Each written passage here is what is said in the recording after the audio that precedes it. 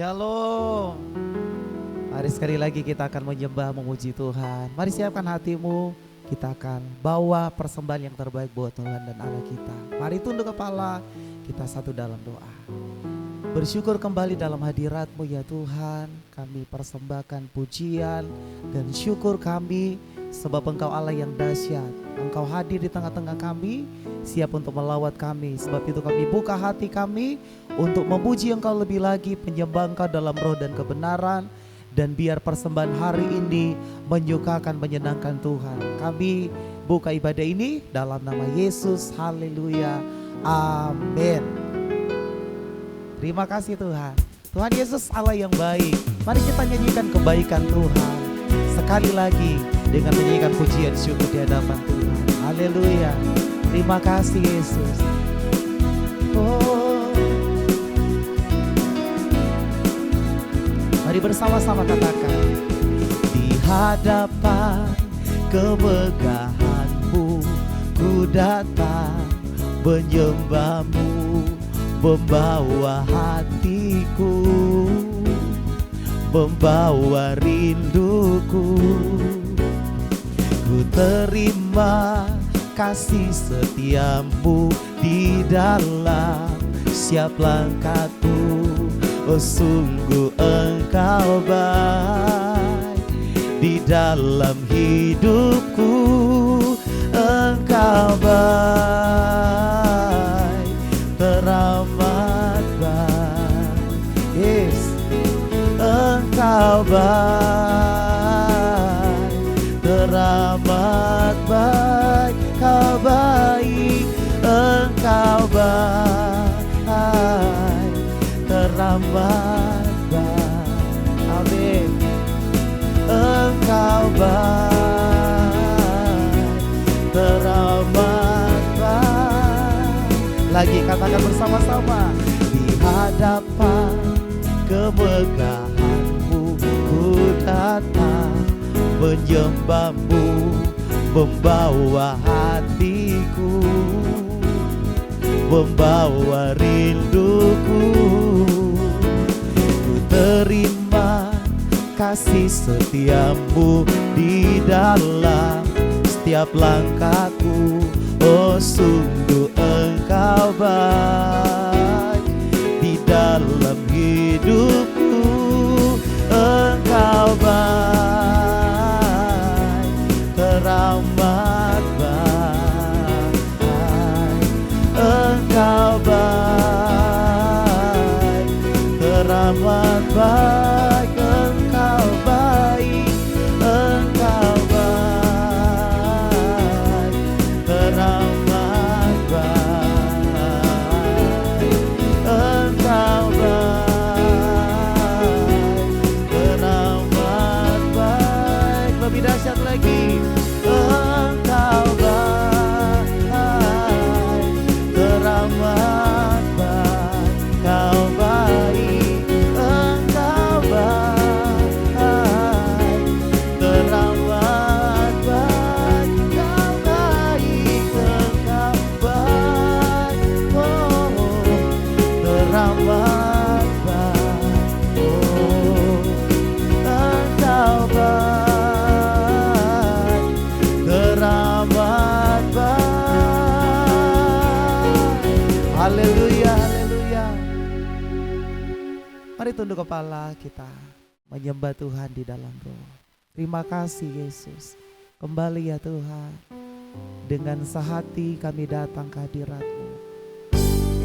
Di tempat di mana kami duduk hari ini, kami percaya Engkau ada di situ. Kalau Engkau ada di tengah-tengah kami percaya Engkau ada juga di mana-mana tempat untuk siap melawat kami. Terima kasih Tuhan.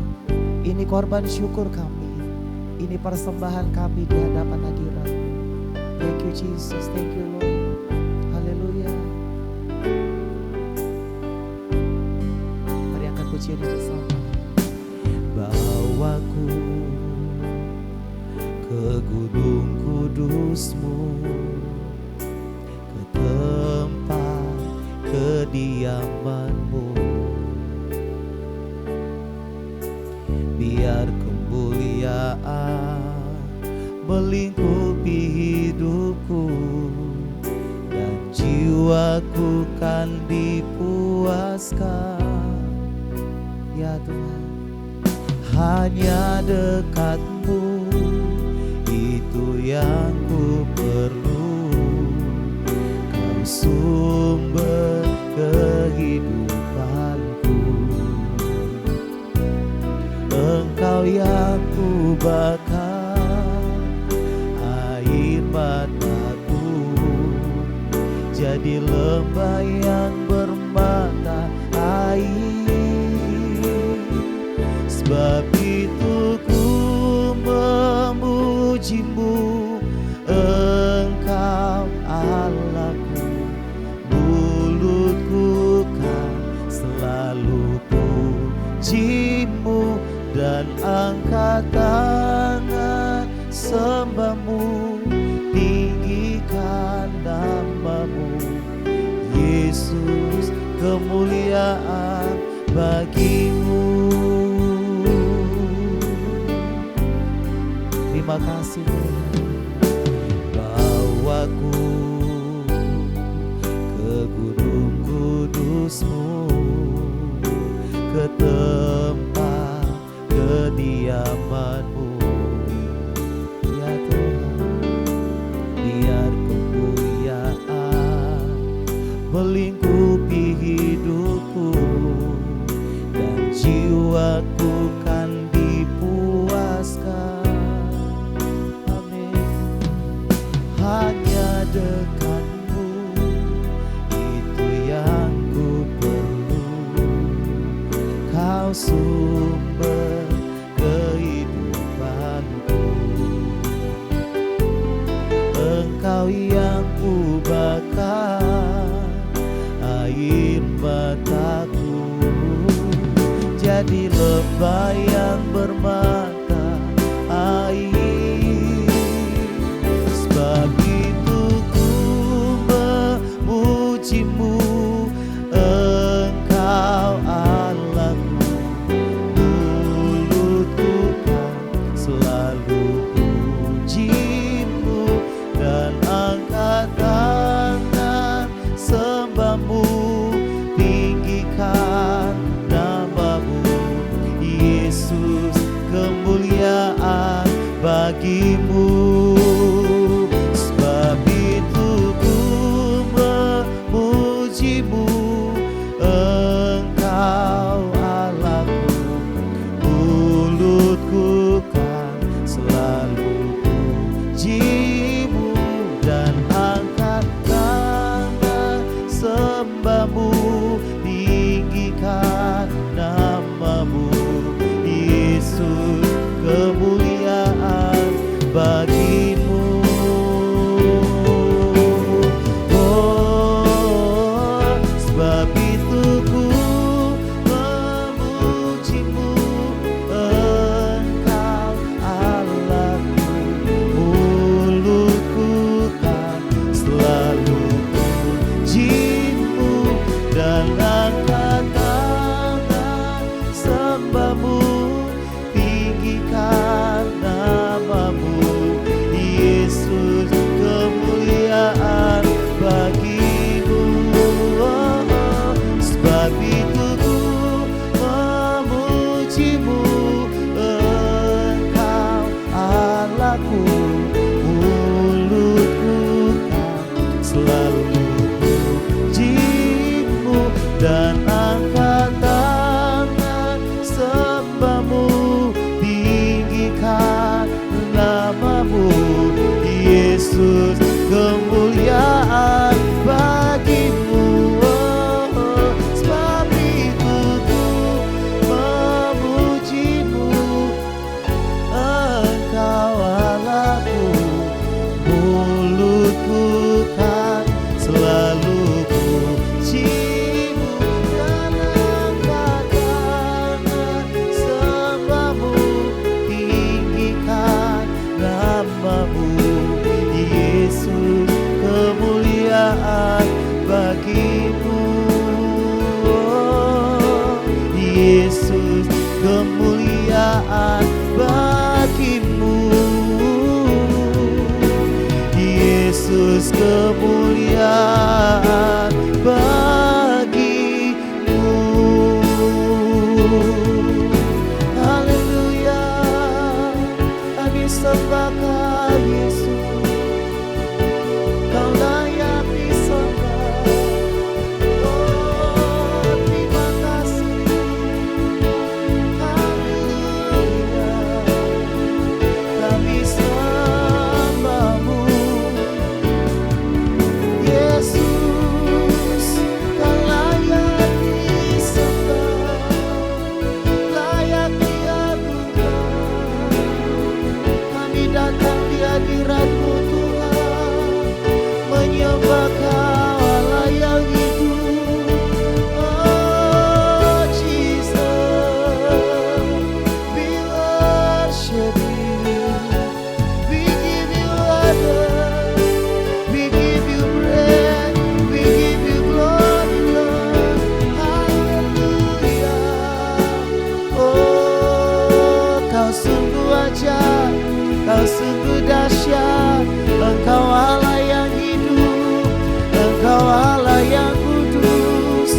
Kami menyembah-Mu Tuhan, sembah Kau Yesus, muliakan, tinggikan, agungkan Engkau. Oh, hanya Engkau yang layak Tuhan, hanya Engkau yang layak terima pujian kami, hanya Engkau yang layak terima pengagungan, kemuliaan, kejayaan, kehormatan. Mulialah nama-Mu ya Tuhan. Ini sembah kami, ini ucapan syukur kami. Hari dengan segenap hatimu Bapak Ibu Saudara, kita sembah Dia, nyatakan pujian ini. Oh, mulia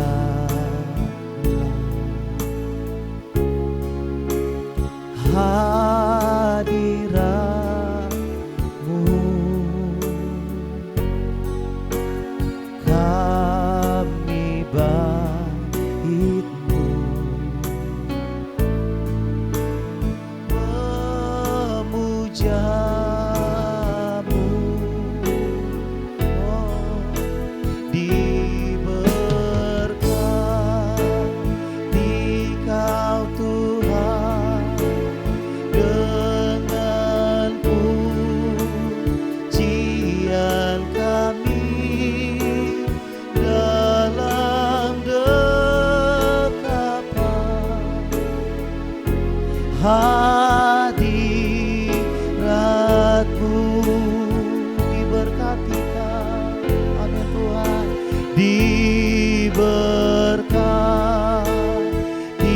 Kau Tuhan dengan pujian kami dalam dekapan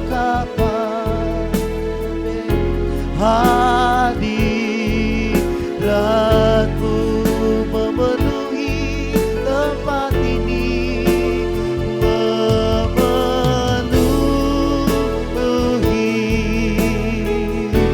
tempat ini. Haleluya. Oh, oh, mulialah hadirat-Mu, kami bait-Mu, memuja-Mu. Oh, diberkati Kau Tuhan dengan pujian kami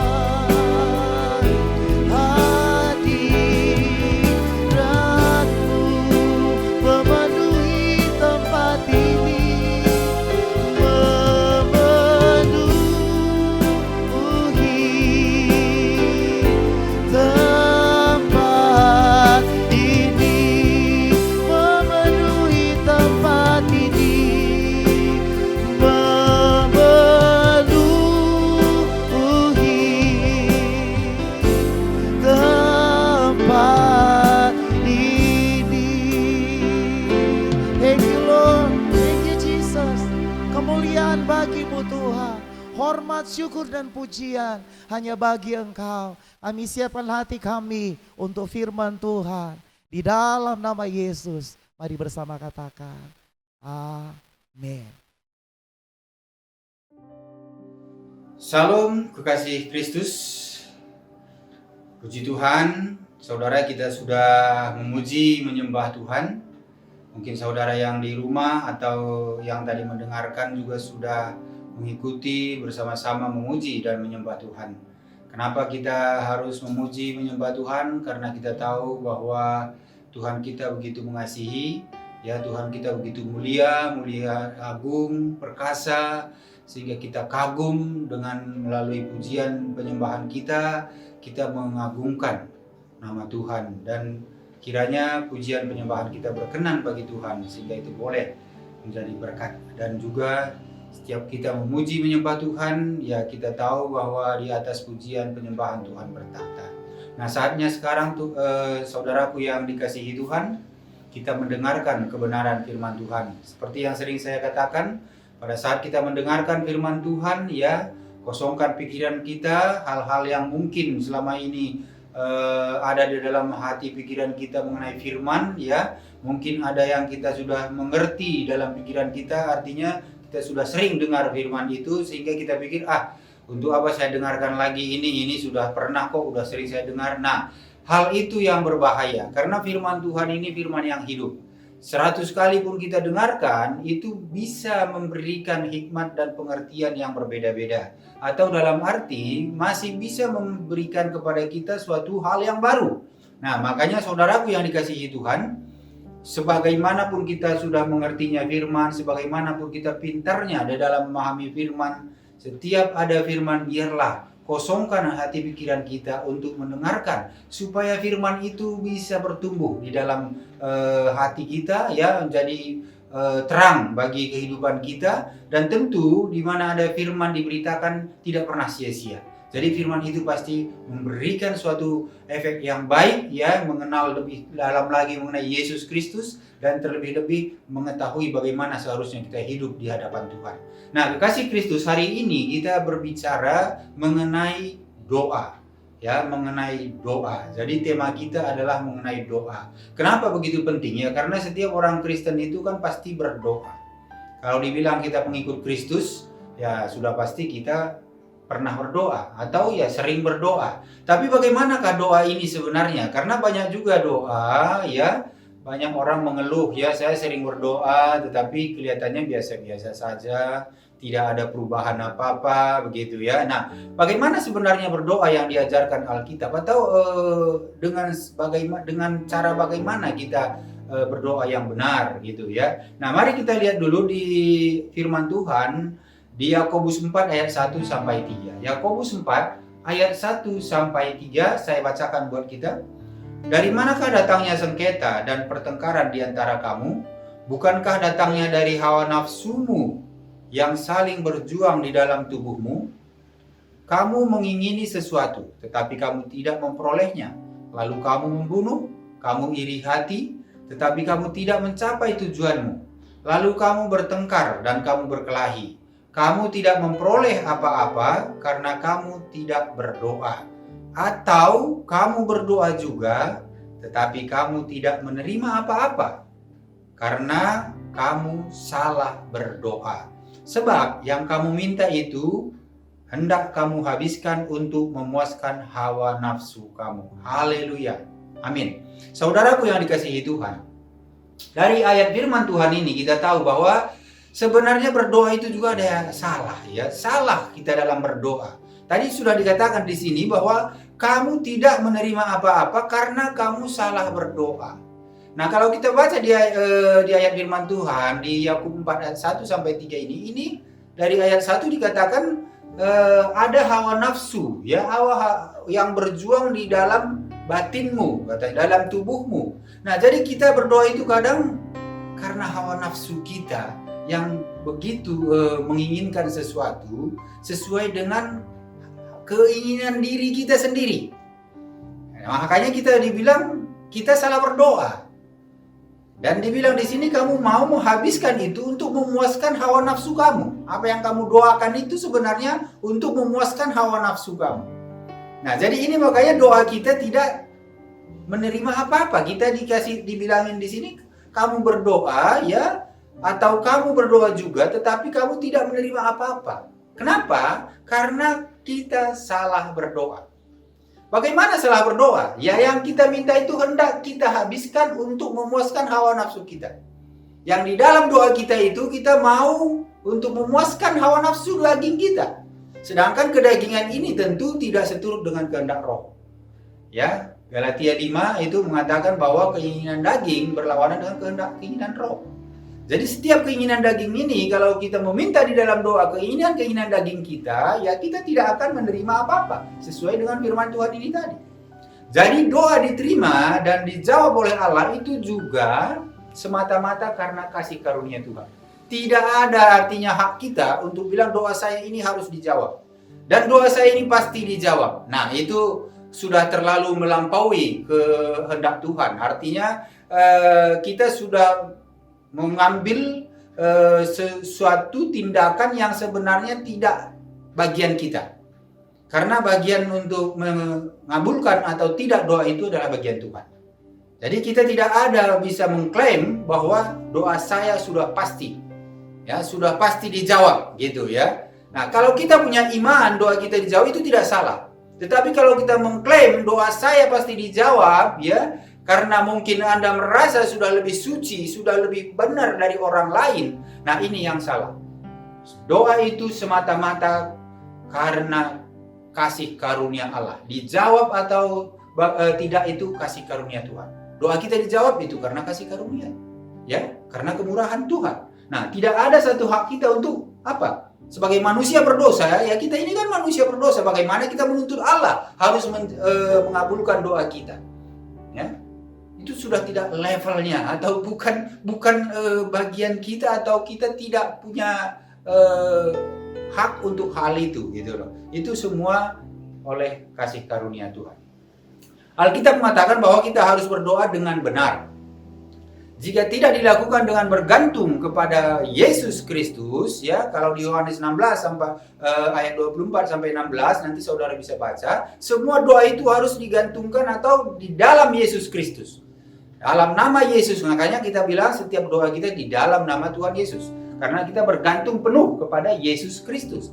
Atau dengan iman, ya. Kalau kita tidak punya iman di dalam berdoa, seperti Yakobus 1 ayat 6 mengatakan, ya kalau itu tidak kita punya iman sama juga. Berdoa kita pun itu akan sia-sia. Atau apa? Jika motif untuk kepentingan diri sendiri.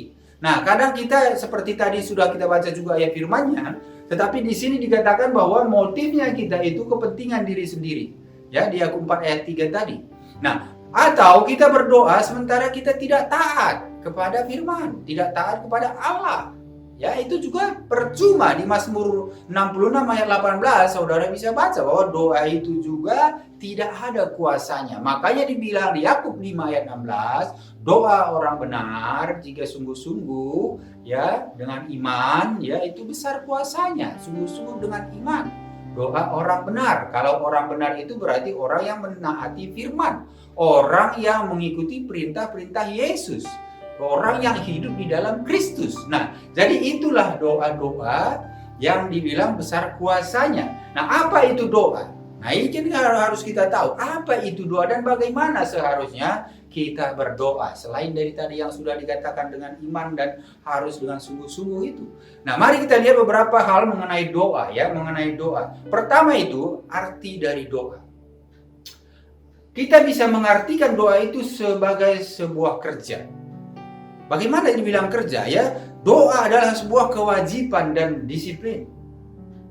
Sebagaimana Anda berdisiplin atau wajib melakukan pekerjaan untuk kebutuhan jasmani saudara, begitu juga saudara harus melakukan untuk kebutuhan rohani saudara. Kalau kebutuhan jasmani kita tahu semua begitu gigihnya, begitu uletnya, begitu semangatnya kita supaya memenuhi kebutuhan jasmani kita. Ya, supaya ada saya punya mobil, supaya ada punya rumah, supaya makan enak, atau saya punya sesuatu yang saya mau beli bisa. Kita bekerja dengan giat, bekerja dengan tekun dan disiplin. Tetapi bagaimana dengan doa, ya, dengan kebutuhan rohani kita? Nah, doa ini pun itu sama halnya dengan kerja. Sebagaimana kita kerja jasmani tadi untuk kebutuhan jasmani tadi, begitu juga kita harus untuk memenuhi kebutuhan rohani kita, ya, kita harus berdoa dengan disiplin. Berdoa dengan tekun. Ya, harus teratur, ulet setiap harinya dalam segala situasi. Jadi tidak tergantung situasi hati saudara, tidak tergantung situasi keliling lingkungan saudara. Doa itu harus baik atau tidak baik, situasinya tidak enak atau enak, ya, lingkungannya tidak nyaman atau nyaman, doa itu tetap harus berdoa. Karena kita berdoa, ya, tidak diatur dengan waktu, tidak diatur dengan tempat. Dimanapun saudara bisa berdoa, karena hubungan kita dengan Tuhan itu melalui hati kita, ya, melalui roh kita ini, roh, jiwa, tubuh kita ini yang kita serahkan ke dalam Tuhan melalui doa-doa kita. Nah, kalau kita lihat doa itu selalu merupakan kerja keras. Ya, kadang kita bergumul untuk berkonsentrasi. Kadang di dalam kita berdoa karena situasi hati kita tidak enak atau situasi lingkungan kita tidak nyaman, kadang kita bergumul untuk berdoa itu. Nah, ini suatu kerja keras juga. Untuk apa? Untuk tetap setia melakukannya. Itu merupakan kerja keras. Nah, jadi saudara, tidak gampang memang, ya, kalau kita benar-benar melakukan firman itu. Nah, makanya di Roma 15 ayat 30 dikatakan begini. Tetapi demi Kristus Tuhan kita dan demi kasih Roh, aku menasihatkan kamu saudara-saudara untuk bergumul bersama-sama dengan aku dalam doa kepada Allah untuk aku. Nah, ini Rasul Paulus menulis di dalam Roma 15 ayat 30 ini supaya setiap kita yang percaya, ya, bersama-sama dia menasihati supaya bergumul bersama-sama dengan dia di dalam doa. Begitu pentingnya doa itu. Untuk apa bergumul bersama dia untuk di dalam doa? Karena Rasul Paulus di dalam pelayanannya pun butuh dukungan doa. Butuh dia supaya pelayanannya di Yerusalem itu disambut dengan baik oleh orang-orang kudus di sana. Jadi perlu dukungan doa, ya, bergumul di dalam doa. Nah, kita juga di dalam kehidupan kita demikian, saudaraku, di dalam pelayanan kita.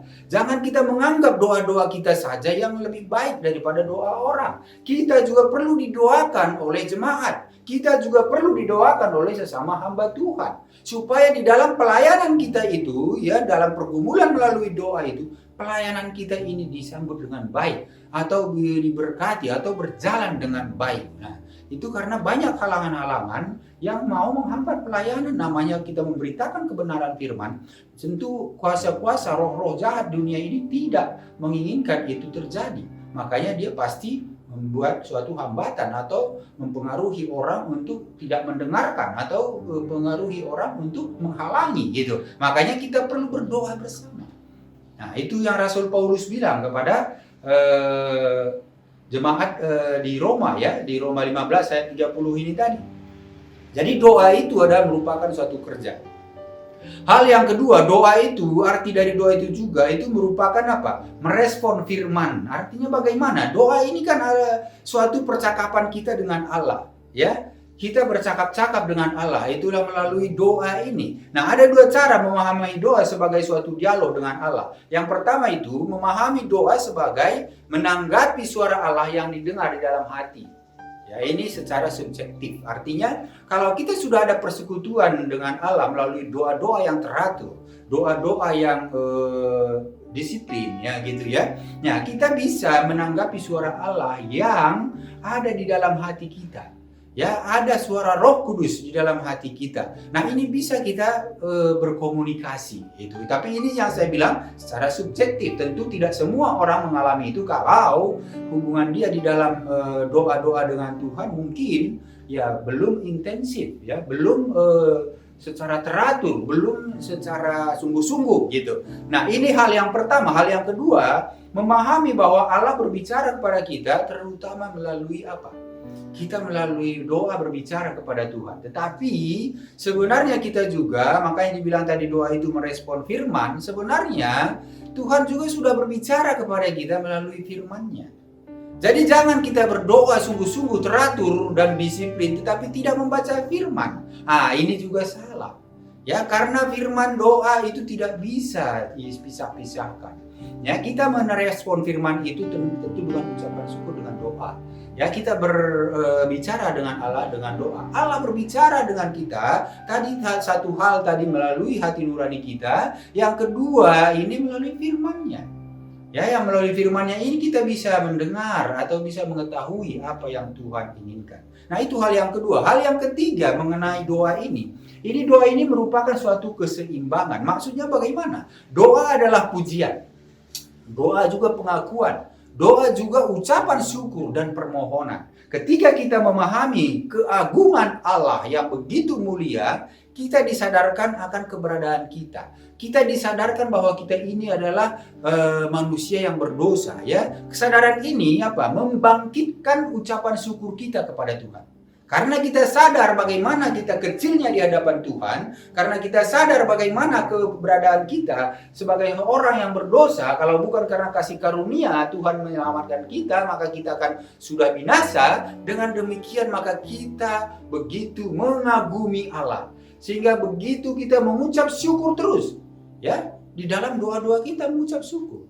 Jadi tadi berbeda dengan tadi Yakobus yang kita baca di firman tadi. Bukan lagi kita berdoa untuk memuaskan hawa nafsu atau kedagingan kita. Tapi kita berdoa karena kekaguman kita kepada Allah, karena kemuliaan Allah, karena kebesaran Allah, dan kita melihat diri kita begitu berdosanya, sehingga kita Sehingga kita mengucap syukur di dalam doa kita dengan permohonan-permohonan. Nah, kesadaran ini akan membangkitkan kita menjadi orang yang bersyukur terus dalam segala hal karena kita cinta kepada Allah, kita kagum dan terhadap kasih karunia-Nya. Karena apa? Karena Dia sudah mengaruniakan Yesus Kristus untuk keselamatan kita. Nah, itulah tiga hal arti doa itu. Nah, yang kedua dalam arti apa yang dibutuhkan di dalam doa. Nah, tadi kan arti doa. Sekarang apa yang dibutuhkan di dalam doa? Pertama, ini ada tiga hal juga di sini. Pertama yaitu kasih karunia. Doa harus dialaskan dalam nama Yesus berdasarkan firman Tuhan, berdasarkan Alkitab. Ya, tentu semua doa ini karena kasih karunia. Tadi saya bilang, jawaban doa itu semua semata-mata oleh kasih karunia. Jadi, apa yang dibutuhkan di dalam doa bahwa yang kita butuhkan kasih karunia Allah. Itulah yang kita butuhkan dalam doa kita. Begitu kita bilang dalam doa kita di dalam nama Tuhan Yesus, maka setiap doa itu tentu sudah sampai kepada Tuhan melalui Tuhan Yesus, ya. Jadi sudah sampai ke sana, tinggal kasih karunia Allah lah untuk mengabulkan atau menjawab doa-doa kita. Doa juga, ya, yang dibutuhkan di dalam doa juga apa? Rasa takut. Rasa takut ini bukan takut kita kepada Tuhan seperti kita takut kepada kejahatan, penjahat, bukan. Tetapi sebagaimana saya ilustrasikan, umpamanya saudara bersalaman dengan presiden. Pasti saudara ada rasa takut berbicara salah, takut nanti tidak cocok dengan keinginan presidennya, takut nanti kalau presidennya menjadi tersinggung, ya. Ini rasa takut ini karena apa? Karena kekaguman. Karena kita tahu bahwa Dia itu lebih besar dari kita. Nah, kita juga rasa takut kepada Tuhan itu karena kekaguman kita kepada Tuhan karena Dia begitu besar, ya. Jadi doa adalah hati yang terpaut oleh kasih yang penuh ketakjuban kepada Allah. Kasih yang penuh ketakjuban kepada Allah. Bagaimana kasih yang begitu besar Tuhan berikan bagi kita. Nah, itulah di dalam doa itu yang dibutuhkan. Ya, jadi kita jangan salah berdoa lagi. Seharusnya kita mengutarakan kekaguman kita kepada Allah. Kita takut salah. Kita takut berbuat tidak sesuai dengan kehendak Allah. Nah, itu hal yang kedua. Hal yang ketiga apa yang dibutuhkan dalam doa yaitu ketidakberdayaan. Apa maksudnya ketidakberdayaan? Doa adalah menerima kebergantungan dan kelemahan kita. Kita terima bahwa kita memang tidak berdaya kalau bukan bergantung kepada Tuhan. Ya, kita terima bahwa memang kita lemah. Siapa bilang dia orang kuat? Ya, begitu kena sakit penyakit juga sudah tidak bisa mengapa-ngapain gitu. Nah, begitu kita ada masalah yang besar, kita juga sudah mulai pusing, mulai stres kadang. Jadi tidak ada orang kuat di hadapan Allah itu. Kita bergantung sepenuhnya atas apa? Karena kita memang manusia yang atau karena memang kita orang lemah, tetapi bukan karena kelemahan itu, tetapi namun karena apa? Karena kita menerima bahwa Allah itulah Allah yang maha kuasa. Ya, ketidakberdayaan kita karena kita tahu kita tidak berdaya, kita bergantung kepada Allah. Itulah apa yang dibutuhkan dalam doa, 3 hal ini: kasih karunia, rasa takut, dan ketidakberdayaan. Kita harus menyadari hal itu. Nah, hal yang ketiga ya dari doa tadi, kalau tadi mengenai doa itu yang pertama mengenai kerja, yang kedua apa yang dibutuhkan di dalam doa kita sudah tahu, yang ketiga apa yang diberikan oleh doa. Ini juga ada 3 hal. Apa yang diberikan oleh doa? Dari doa-doa yang kita panjatkan itu, apa yang diberikan? Pertama yang diberikan itu apa? Perspektif kita. Maksudnya seperti apa? Doa itu mengorientasi ulang pandangan saudara dan pandangan saya pada saat berdoa agar tetap mengarah kepada Allah. Jadi doa-doa kita itu memberikan pandangan baru, perspektif baru, ya, supaya apa? Pandangan kita itu terus mengarah kepada Allah. Jadi kalau kita rajin berdoa, maka pola pandang kita pun akan berubah, ya, cara kita pun akan berubah. Dan kita akan terus mengarahkan pikiran kita, hati kita kepada Allah. Kalau kita sering berkomunikasi melalui doa. Nah, itu hal yang pertama. Hal yang kedua, doa juga memberikan kekuatan. Sebagaimana dibilang bahwa doa sebagai persekutuan rohani dengan Allah. Jadi di dalam persekutuan rohani kita dengan Allah, kita diberikan kekuatan. Kekuatan di dalam menghadapi apapun yang kita alami di dalam kehidupan sehari-hari. Kekuatan kita di dalam kita menghadapi pencobaan, godaan, tantangan. Kekuatan kita untuk tetap berpegang kepada firman Tuhan. Nah, jadi kita diberikan kekuatan di situ.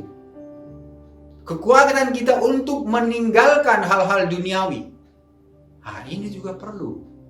Ya, kalau kita tidak melalui doa ini, ya kita tidak mampu untuk meninggalkan atau menanggalkan kedagingan-kedagingan kita, hawa nafsu tadi.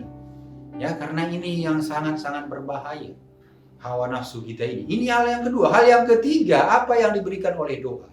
Realitas rohani. Maksudnya bagaimana? Ya, bahwa doa mengasah hati kita terhadap hadirat Allah. Jadi ada suatu realitas rohani yang baru, dalam arti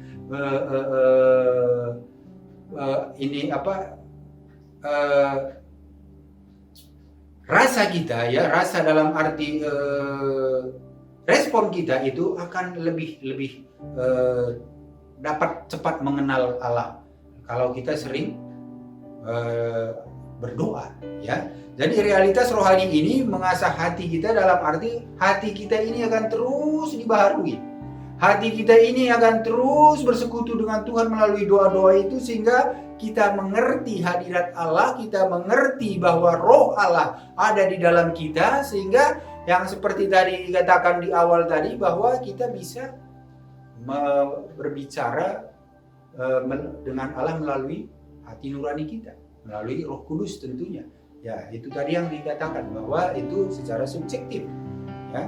Tidak semua orang mengalami itu, tetapi orang-orang yang tekun, orang-orang yang sungguh-sungguh, orang-orang yang benar, ya pasti akan Tuhan berbicara melalui realitas rohani, ya, di dalam kerohanian dia. Nah, inilah apa yang diberikan oleh doa, 3 hal ini: perspektif, kekuatan, dan realitas rohani. Hal yang keempat, kemana doa membawa kita? Nah, ini tuh juga perlu saudaraku dikasih doa. Kemana doa ini membawa kita sebenarnya? Doa ini pertama membawa kita pengenalan diri. Kalau dibilang pengenalan diri ini tentu bukan hal yang gampang. Kadang kita tidak mengenal diri kita sendiri. Ya, kita pikir kita mengenal diri kita, tetapi sebenarnya yang lebih mengenal diri kita adalah pencipta kita, yaitu Tuhan kita, Yesus Kristus, Allah kita. Ini dia yang lebih mengenal. Tetapi doa ini bisa membawa kita lebih mengenal diri. Doa membutuhkan dan menghasilkan kejujuran dan pengenalan diri. Jadi di dalam kita berdoa ini, ya, kita akan lebih tahu posisi kita. Seperti tadi kita tahu akhirnya kita ini bahwa kecil di hadapan Allah. Dalam arti kita tidak berdaya, kita banyak kelemahan. Inilah pengenalan diri. Sehingga apa? Saat kita berdoa itu tidak lagi kita itu seperti memerintah Tuhan. Kita tidak lagi seperti kita sudah berkuasa untuk menyatakan segala sesuatu kepada Tuhan. Nah, ini hal yang perlu kita sadari, bahwa banyak sekarang ini ya hamba-hamba Tuhan lah, ya baik orang percaya lah, ya dia terlebih hamba Tuhan ya, karena mungkin dia berdoa terus diberkati, ya dia merasa bahwa doa dia itulah yang paling hebat, doa dia itulah yang paling mujarab, doa dia itu udah pasti didengar Tuhan. Kita harus kenal diri kita, walaupun doa kita itu diberkati, dijawab Tuhan, tadi saya udah bilang itu karena kasih karunia Tuhan. Dan kita ini orang yang berdosa. Ya, tidak ada kehebatan sedikit pun di dalam diri kita atau kemampuan kita kalau bukan karena Tuhan yang memberikan. Ya, kita lemah karena berdosaan kita. Nah, jadi di sini pengenalan diri ini sangat penting. Biar apapun nanti kita doakan, kalau saudara umpamanya diberkati doa-doa saudara dijawab Tuhan, jadi tidak menjadi kesombongan. Tidak mengakui bahwa saudaralah yang punya doa yang lebih hebat dari yang lain, tidak. Ya, kadang kita ini mulut kita berkata, oh ya ini karena kasih karunia Tuhan ini, ya karena Tuhan Yesuslah yang membuat ini terjadi. Tetapi di dalam hati kita bermegah diri. Tetapi di dalam hati kita senang dengan pujian-pujian dan perkataan-perkataan orang. Nah, ini mulut sama hati tidak selaras. Tuhan melihat hati.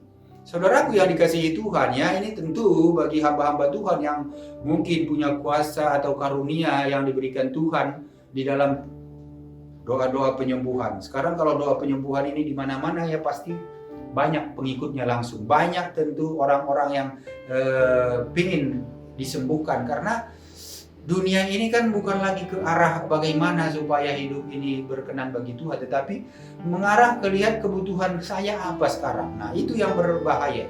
Kebutuhan secara jasmani saya apa. Makanya kalau ada hamba-hamba Tuhan yang melakukan doa kesembuhan, wah itu pasti penuh, pasti rame. Nah, tapi di sini ada dua hal yang perlu diwaspadai. Pertama, kalaupun itu memang Tuhan berkati, jangan berbangga diri. Yang kedua, ya kalau itu pun diberkati, bukan dari kesembuhan itu, keselamatan itu, tetapi dari pengenalan akan Allah, mengikuti firman. Itulah keselamatan itu. Jadi hamba Tuhan pun harus mengajarkan. Ya, Tuhan Yesus waktu dia di bumi, di dunia ini, dia membuat suatu mukjizat atau mendoakan segala sesuatu, itu ada makna rohaninya semua.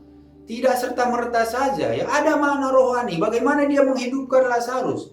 Apakah dia hanya mendemonstrasikan kuasanya bahwa dia Allah? Bukan. Ada makna rohani di situ bahwa Tuhan itulah, dialah kebangkitan dan hidup. Ya, setiap orang yang di dalam Kristus, ya makanya firman mengatakan walaupun dia mati, dia akan hidup. Nah, itulah makna rohani. Orang buta melihat apa di situ makna rohaninya yang dimaksudkan Tuhan. Bahwa Tuhanlah terang dunia. Orang buta pun tidak akan menjadi buta lagi kalau ketemu dengan Tuhan Yesus atau hidup di dalam Kristus. Tidak akan buta secara rohani, tidak akan buta juga di dalam kehidupan dia. Nah, ini makanya kita sekarang ini kalau banyak pun hamba Tuhan melakukan hal-hal mujizat ataupun ya mujizat ini pun sebenarnya masih bisa harus kita gali. Mujizat itu apa sih gitu ya? Di Kamus Bahasa Indonesia tentu ada. Tentu kalau mujizat yang secara umum pengertiannya bahwa hal-hal yang tidak natural atau tidak umum, ya, yang tidak mungkin secara ilmiah terjadi, tetapi itu bisa terjadi. Itulah mujizat itu. Jadi kalau dibilang sakit kepala didoakan sembuh, itu bukan mujizat, ya. Ya itu karena diberkati gitu. Ya, diberkati ya, dan Tuhan juga sebenarnya terlalu sering kita pergunakan untuk hal-hal yang sebenarnya bukan pada posisinya. Ya kita bilang ya sakit kepala doakanlah biar jangan sakit kepala. You minum aja obat sakit kepala gitu, udah selesai. Kan Tuhan kasih pengetahuan buat kita mengolah segala sesuatu untuk kebutuhan kita. Jadi udah selesai, kita minum obat, udah selesai. Doakan obat itu gitu loh. Doakan karena semua kesembuhan itu dari Tuhan, bukan obatnya itu. Tapi kesembuhan itu dari Tuhan melalui apa yang sudah Tuhan sediakan. Nah, itu yang perlu kita pahami. Jadi saudaraku yang dikasihi Tuhan, kemana doa membawa kita? Itu tadi pengenalan diri tadi yang pertama. Yang kedua kepercayaan. Jadi doa membutuhkan dan menghasilkan kepercayaan yang menenteramkan. Serta pengharapan yang menjamin kepastian. Jadi kalau kita sudah hidup di dalam doa, menghidupi doa atau doa berhubungan dengan Tuhan terus dengan intensif, dengan teratur, dengan tekun, ya, dengan sungguh-sungguh, ya itu akan menghasilkan kepercayaan yang menenteramkan hati nurani kita, menenteramkan pikiran kita, dan kita punya pengharapan dan jaminan yang pasti. Ya, jadi kita sudah pasti ada jaminan dari Tuhan. Nah itu hal yang kedua. Hal yang ketiga penyerahan diri. Doa ini juga membutuhkan dan menghasilkan penyerahan diri atas seluruh hidup dalam kasih kepada Tuhan. Jadi saudaraku yang dikasihi Tuhan, inilah bagaimana sebenarnya doa itu, cara-cara kita berdoa dan bagaimana kita mengartikan doa itu, bagaimana cara kita berdoa, apa yang ada di dalam doa itu semuanya kita sudah sampaikan. Jadi inilah yang perlu kita renungkan supaya doa kita besok, lusa, dan seterusnya ini tidak lagi hanya untuk memuaskan keinginan atau hawa nafsu kita saja. Tetapi kita berdoa seturut dengan kehendak Tuhan sesuai dengan firman Tuhan. Makanya di Yakobus 4 ayat 1-3 tadi, kita berdoa tidak menerima apa-apa karena kita salah berdoa. Jadi tadi sudah saya sampaikan bagaimana hal-hal di dalam doa ini. Nah inilah coba kita lakukan ya sehingga semuanya nanti itu bisa seturut dengan kehendak Tuhan. Saudaraku yang dikasihi Tuhan, inilah firman Tuhan yang perlu kita renungkan dalam hal doa. Saya berharap kita semua bisa mengerti dan memahami, dan tentu kita percaya Tuhan Yesus juga memberkati kita.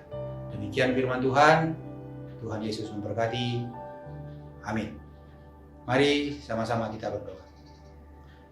Terpujilah namamu Tuhan, yang mulia, yang agung, yang perkasa, Yesus Kristus yang kami sembah. Tuhan Yesus, kami sudah memuji menyembah Tuhan, kami sudah mendengarkan kebenaran firman-Mu. Terima kasih Tuhan untuk firman yang kami boleh dengar, yang mengajar kami bagaimana kami seharusnya berdoa supaya kami tidak salah berdoa. Tapi di dalam doa kami tahu bahwa kami mengagungkan Tuhan. Kami juga tahu bahwa kami tidak punya kemampuan apa-apa kalau bukan dari Tuhan. Kami tahu bahwa Tuhan mengasihi kami, dan kami tahu bahwa kami juga diberikan kekuatan melalui doa, diberikan pengertian akan kehendak Tuhan, sehingga doa-doa kami itu seturut dan sesuai dengan kehendak-Mu. Tapi hamba percaya Roh Kudus tetap bekerja bagi setiap anak-anak Tuhan yang percaya. Maka hari ini pun oleh karena kemurahan Tuhan, oleh karena kasih Tuhan, dan atas kasih karunia-Mu lah Tuhan, kiranya Tuhan memberkati setiap anak-anak Tuhan yang mendengarkan firman ini. Dan sebelum kami mengakhirinya, kami mau menerima berkat dari Tuhan. Maka Tuhan berkatilah setiap orang yang mendengar di dalam nama Bapa, Putra, Roh Kudus, dalam nama Tuhan Yesus. Bagi yang sakit, Tuhan berikan kesembuhan. Bagi yang lemah, Tuhan berikan kelegaan. Bagi yang berbeban berat, Tuhan yang memberikan jalan keluar. Dan segala pergumulan mereka, biarlah Roh Kudus yang memberikan kekuatan sehingga mereka bisa menang atas pergumulan mereka karena kuasa Tuhan yang bekerja di dalam kehidupan mereka. Terima kasih Tuhan, biarlah seluruh kehidupan kami mulai hari ini sampai seterusnya semua kami serahkan ke dalam tangan Tuhan, dan biar diberkati, dikuduskan, dan semua berkenan bagi-Mu. Terpujilah nama Tuhan, dalam nama Bapa, Putra, Roh Kudus, dalam nama Tuhan Yesus kami mengucap syukur. Haleluya. Amin.